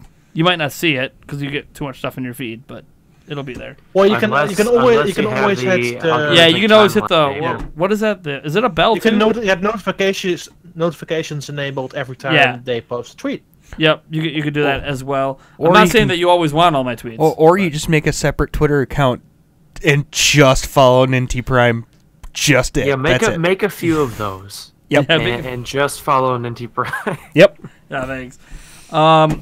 Follow Again, me then at the same time as well. That would, Darren's I would at very Real much Darrin. appreciate it, yeah. at Yeah. Real Yeah. Darrin on Twitter. Nate, do you remember my moody emo Instagram name that you two laughed at? Martin puts it up on the screen.